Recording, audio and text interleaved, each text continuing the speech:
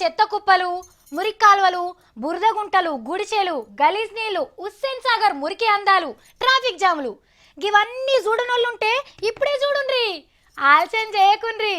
ఇంకా నాలుగొద్దులైతే ఇంట్లో ఏ ఒక్కటి కూడా మీకు కనబడాయి. హైదరాబాద్ని అసలు హైదరాబాద్ లెక్కనే ఉండనియరు మన సర్కారోళ్ళు.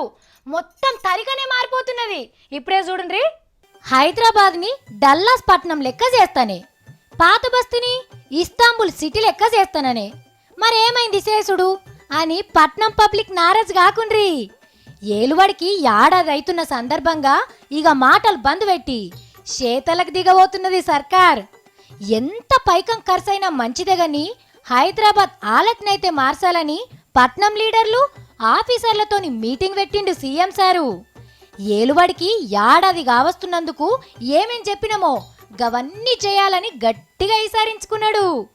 ముచ్చాలమ్మైనా సరే నగరాన్ని ముత్యం లెక్క త్యాటగా చేసేందుకు మొన్ననే లీడర్ల చేత తట్టాపారలు పట్టించిండు. ఇక 2.5 ఇండ్లకు జాగ కూడా దొరకబట్టిండు. నక్ష గీసి ముగ్గు వసుడే ఆల్చం, నడిమిట్ల నల్ల నీళ్లు దాపుడు, ఇంకిన్ని మురికి నీళ్ళ కాలువలు కట్టుడు, తాగే నీళ్ళల్లా మురికి నీళ్లు కలవకుండా బందవస్తు పైపులేసుడు, మూసీ నది నుంచి సువాసనలు వచ్చేటట్టు చేసి పొడుగుత పార్కులు కట్టుడు, పట్నం చుట్టూ అడవిని పెంచుడు, శంషాబాద్ విమానాల డిపో దాకా మెట్రో రైలు పట్టాలు వరుసుడు, ఆకాశంలోకెళ్ళి స్కైవే రోడ్లేసుడు. ఇగో ఈ పనులన్నీ జల్దిన చేస్తారన్నట్టు. హుస్సేన్ సాగర్ అడుగును సర్పేష కడిగే పని కూడా జోరుగా నడుస్తూనే ఉన్నది.